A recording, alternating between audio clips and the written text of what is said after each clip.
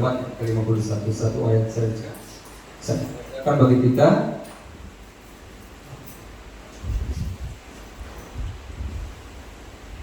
Ya, demikian bunyi firman Tuhan.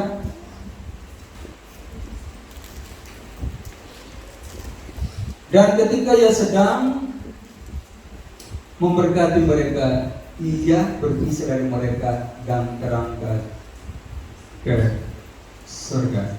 Ya, peristiwa untuk yang terakhir kali Tuhan Yesus menampakkan diri kepada murid-muridnya 40 hari setelah kebangkitannya. Sambil pula dia terpisah dari mereka, terangkat ke surga.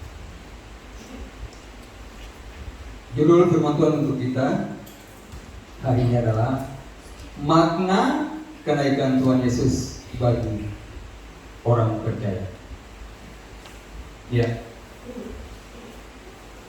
kalau kita cermati, ada 3 momen penting yang Tuhan Yesus kerjakan untuk kepentingan dunia ini, termasuk Anda dan saya, kepentingan masa depan kita. Yang ada 3 rangkaian peristiwa atau proses yang dia jalani untuk kepentingan kita. Yang pertama Natal, yang kedua kebangkitan, yang ketiga kenaikan. Kalau kita perhatikan, kalau kita jujur ya, Natal orang merayakan dengan sangat meriah. Paskah juga sama. Tapi kenaikan itu biasa-biasa saja, sebatas ibadah saja. Tapi coba kita jujur ya, kalau seandainya dia tidak naik ke surga, dia lahir, mati, bangkit, dan dia cuma di dunia sih, bagaimana dengan masa depan Anda dan saya sebagai orang percaya? Sebelum saya jelaskan, Anda sudah tahu, ya kan? Ya. Anda yang kata dia tidak naik,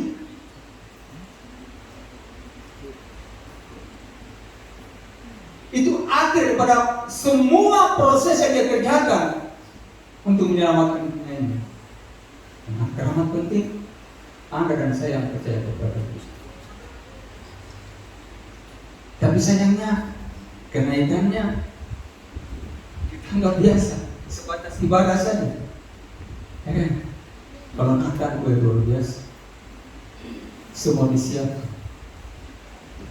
Paskah juga luar biasa, tapi kenaikannya biasa-biasa saja.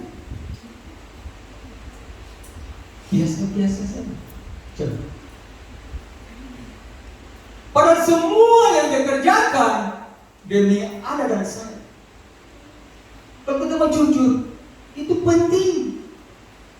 Sama pentingnya, sama penting.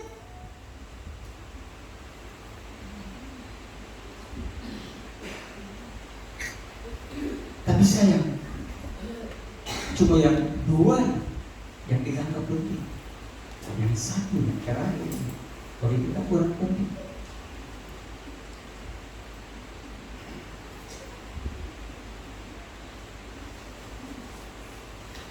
Contoh ya, kita jujur saja. Saya sudah jelaskan dari awal.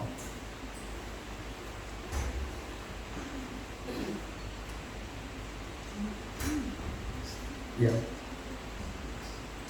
sebagaimana judul yang saya berikan, yaitu kenaikan Tuhan Yesus.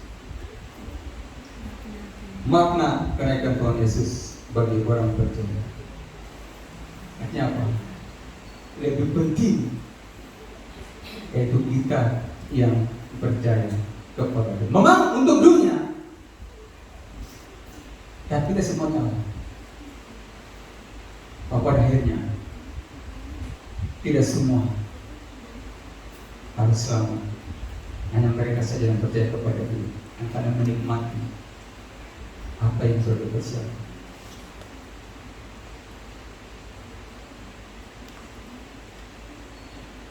Apa makna sebenarnya kenaikan yang besar?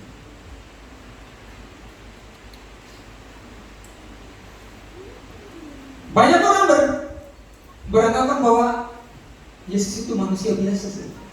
Tidak usah orang yang di luar Kristen atau orang yang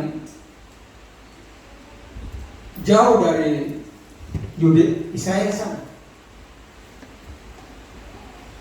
Orang Israel sendiri tidak percaya kalau Dia itu Tuhan. Orang Yahudi sendiri tidak percaya, bahkan keluarganya sendiri tidak percaya kalau Dia itu Tuhan.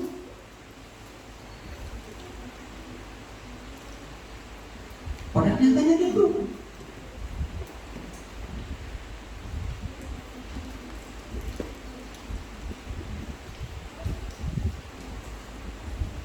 Coba semua yang Dia lakukan selama Dia diutus ke dunia ini, pernahkah ada manusia biasa yang pernah melakukan seperti yang Dia lakukan? Saya kira tidak ada. Cuma Dia yang mampu melakukan. Nah, karena memang Dia Tuhan.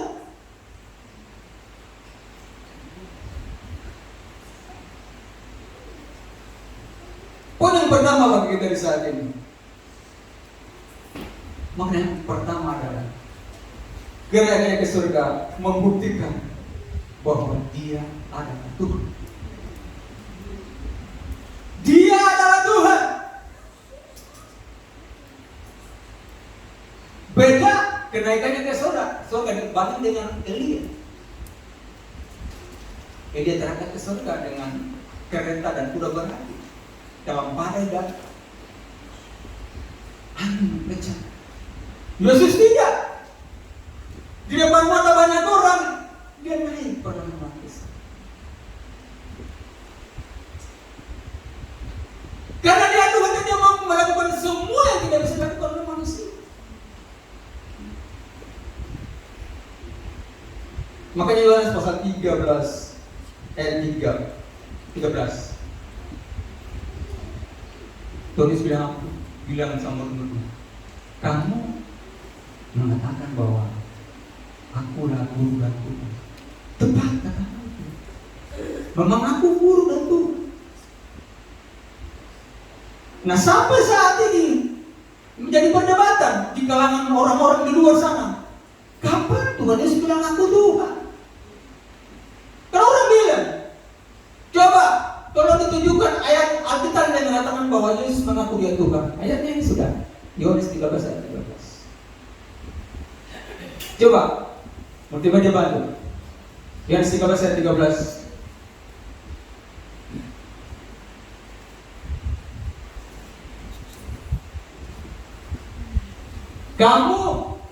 Kamu menyebut aku guru dan Tuhan, dan katamu itu tepat. Ada benar. Kamu benar. Kamu tidak salah. Aku memang Tuhan. Apa yang kurang di sini? Orang bilang dia manusia biasa, cuma dia manusia super. Makanya apa saja dia bisa bikin, membangkitkan orang mati, menyembuhkan orang sakit. Semua yang tidak pernah dilakukan manusia dia mampu melakukan. Katanya ada dia karena manusia super. Dia nabi tapi dia super. Bertobatlah kamu. Hai orang-orang yang mengatakan begitu. Bahkan di kalangan orang Kristen juga ada yang meragukan kalau Dia itu Tuhan.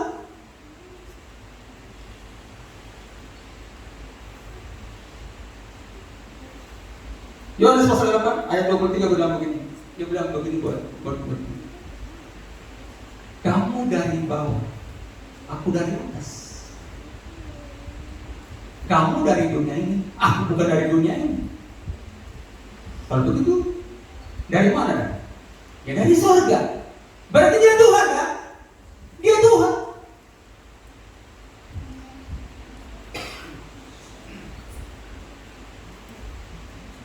Dia pernah mengatakan di bawah, kamu akan melihat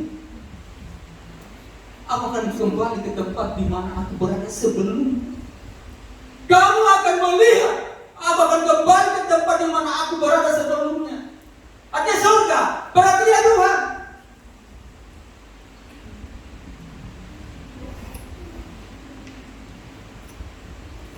Yang saya khawatirkan jangan sampai ada di antara kita yang bertahun-tahun dari info atau pusat sudah Kristen tapi masih meragukan ketuhanannya Yesus. Ini yang bahaya, Pak. Atau orang bilang, Yesus itu orang barat. Saya bilang, itu orang barat.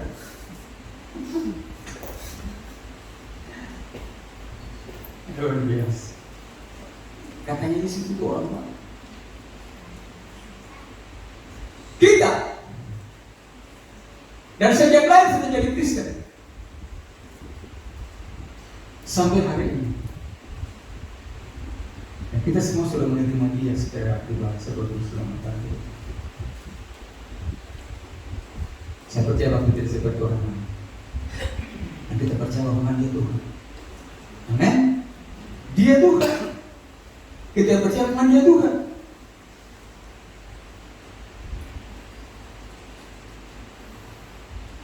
Yohanes pasal 8 ayat 24. Dia berkata begini, orang yang tidak percaya bahwa Dia Tuhan akan mati dalam dosa. Yohanes pasal 8 ayat 24. Bagaimana dia bantu? Ya. Karena itu aku berkata kepadamu bahwa kamu akan mati dalam dosamu, sebab jikalau kamu tidak percaya bahwa akulah Dia, artinya akulah Tuhan, maka kamu akan mati dalam dosa. Siapa yang mati dalam dosa? Jadi kalau orang tidak percaya bahwa Dia Tuhan, Anda akan mati dalam dosa. Dia yang bilang, Dia Tuhan yang bilang. Tapikah kita masih meragukan ketuhanan Yesus? Buktinya apa, pengaruh? Dari hidup kita, karakter kita, jalan pikiran kita, perkataan kita. Sebab kalau orang yang percaya bahwa Dia Tuhan, orang itu pasti taat. Taat kepada Dia. Karena orang itu tanpa tahu bahwa harga mati. Taat kepada Dia karena Dia Tuhan. Sebab Dia pemegang hidup ini, pemegang masa depan ini. Nah kalau tidak taat kepada Dia, itu bentuk ketidakpercayaan kita kepada Dia. Jangan kita menyanyi percaya tuh. Tapi hidup kita setiap hari tidak mencerminkan bahwa kita percaya kepada Dia. Karena kita tidak taat. Poinnya cuma itu, taat saja. Itu bukti kita percaya bahwa Dia Tuhan. Karena kita tidak mau mati dalam dosa.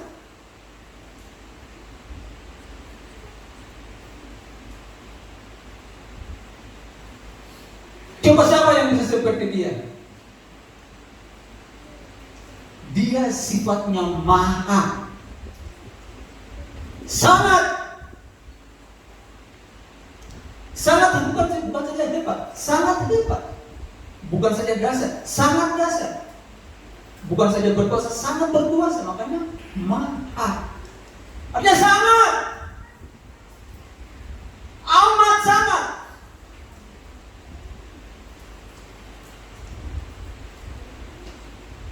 Ya tadi saya bilang kan, siapa yang bisa buat seperti yang dia katakan? Dia buat.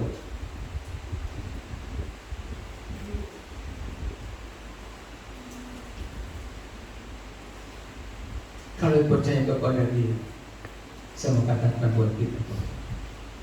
Untuk yang kesekian kalinya ini membayar, saya berbilang buat kita, kalau kita percaya bahwa Dia itu,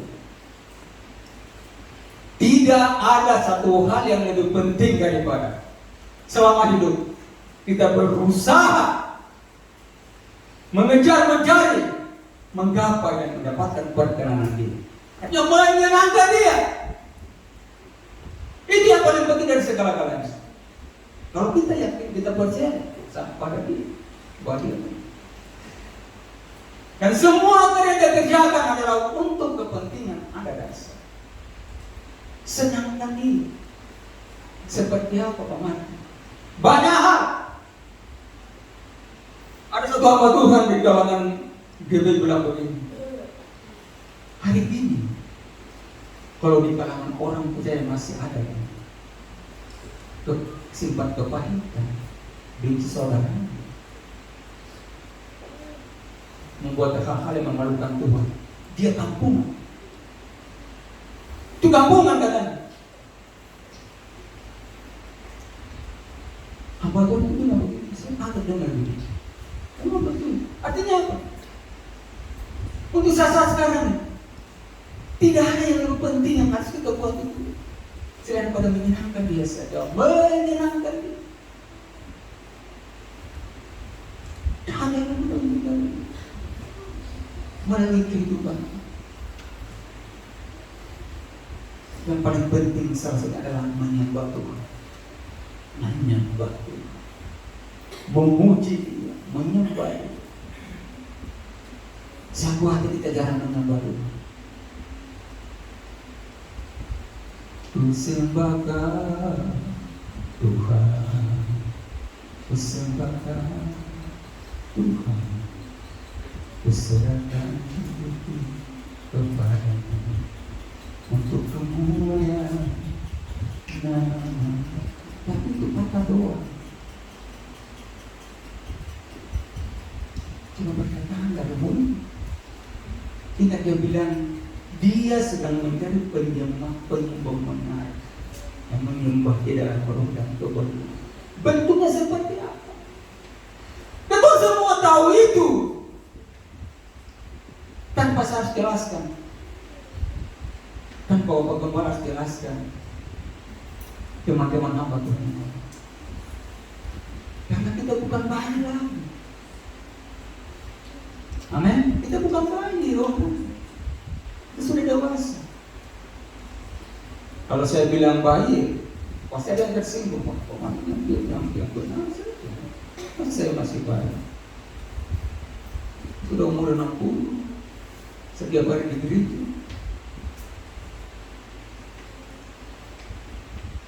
Tapi kalau kita pernah menyembah, sedangkan dia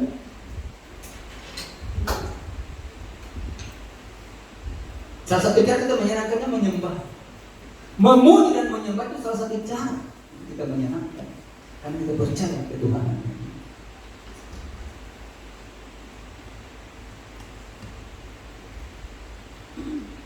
Poin yang kedua,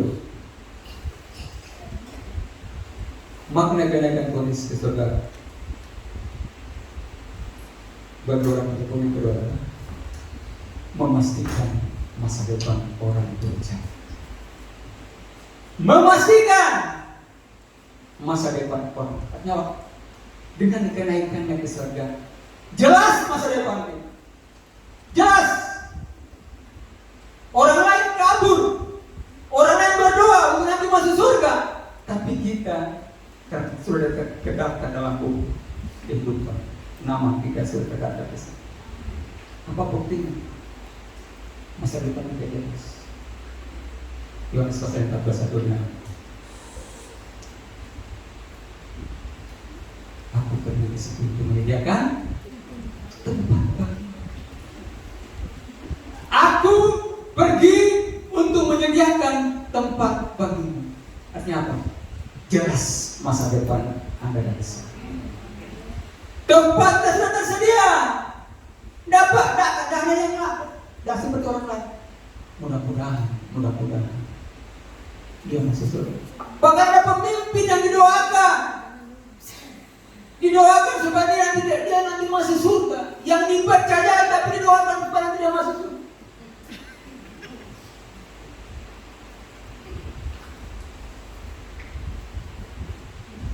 Tapi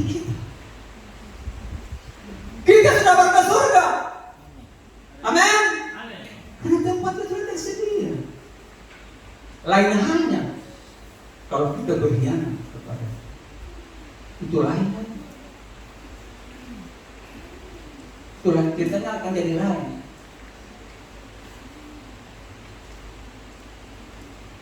Kalau kita tinggalkan dia, ceritanya akan jadi beda.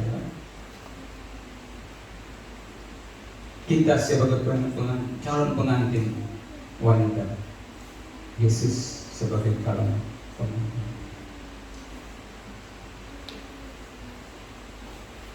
Seorang laki-laki yang sudah matang, sudah dewasa, sebelum memasuki maligai pernikahan atau membentuk keluarga,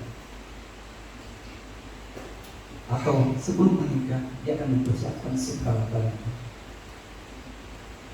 Memperlihatkan segala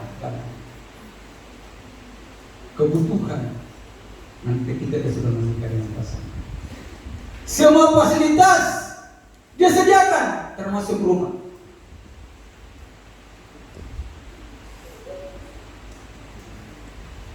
Tapi di saat, di waktu yang sudah ditentukan untuk datang mempersunting calon wanita, calon pengantin wanita, waktu dia datang, wanita sudah berada pada laki-laki. Maka dia sudah menikah. Bertanya, masih layakkah dia menikmati fasilitas yang disediakan oleh calon pengantin pria tadi? Masih layakkah? Coba kalau masih layak, masih layakkah? Kalau saya sudah siapkan semua termasuk rumah, bersih, sofa yang mantap, tempat tidur, dan rumah sudah mantap semua tambah. Waktu saya datang bersunting, saya punya calon, ternyata dia sudah kawin dengan orang lain. Saya mau bilang, cinta, mari sudah, rumah saya sudah berikan. Mari tengokku lagi. Masih layak? Jawabannya tidak. Tidak mungkin. Artinya kalau kita tidak setia, tempat yang tersedia. Tapi kalau kita mengkhianati dia, tempat yang sudah disediakan, bukan kita yang nikmati. Kasihan dulu.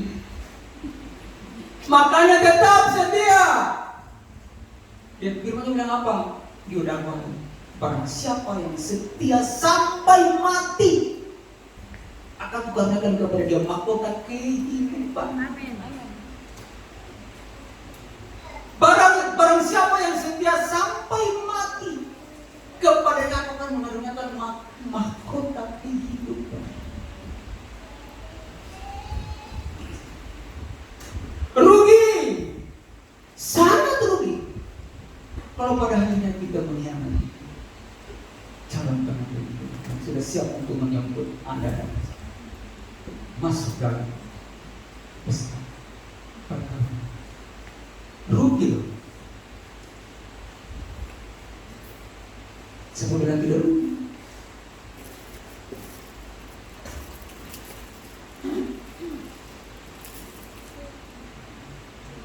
Saya bilang buat kita begini, semakin dekat kedatangan, khusus bagi orang percaya, semakin gencar-gencar di situ menggoda dan menggoda. Semakin banyak cobaan yang akan kita hadapi dalam hidup ini sebagai ujian. Apakah kita tetap setia? Mungkinkah kita tetap setia dalam menghadapi banyak cobaan? Jangan sampai iman kita ada. Itu penting. Waktu saya punya sepupu meninggal beberapa hari yang lalu, pas saya duduk dekat hamba Tuhan yang melayani malam itu ada kepada Tuhan. Terus saya berbeda banyak. Berbeda banyak. Dia sebut satu-satu. Aduh, saya tidak tahu. Salah satu yang disebut pokok-pokok para teman sama-sama dari S2 waktu.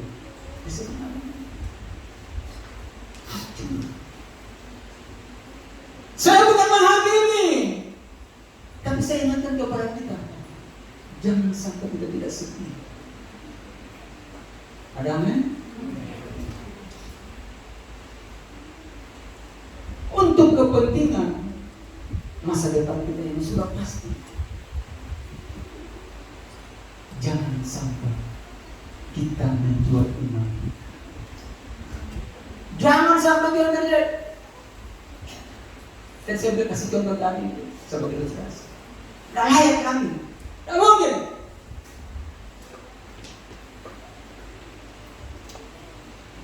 Kasihan.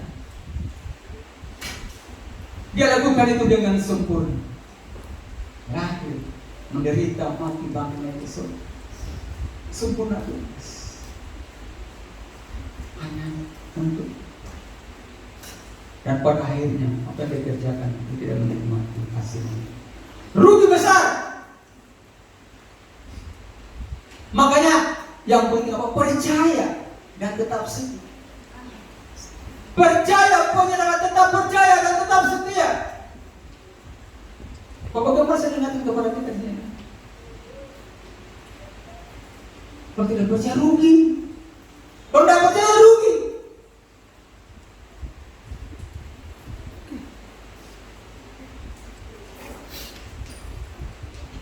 Karena apa? Untuk yang kesekian kali ini, di tempat yang saya katakan buat kita, bayangkan nyawa kita, masa depan kita, harganya adalah darahnya, nyawa Yesus. Ingat itu? Masa depan Bapak, Ibu, dan saya, keselamatan kita, nyawa Yesus, darah Yesus adalah harganya. Jangan sia-siakan itu. Hargai. Pegang teguh. Apapun cobaan yang ada, tetap katakan bahwa Tuhan sekali Yesus tetap Yesus. Tidak ada apapun yang memisahkan kita dari kasih Yesus. Apapun akan bisa. Saya yang selama ini Bapak Ibu tahu riwayat perjalanan kehidupan saya seperti itu begini. Jujur ya, Tuhan, dia sudah seperti ini. Kalau mungkin Tuhan tidak, dan saya menderita. Tapi satu yang saya tahu bahwa masa depan pasti. Pasti.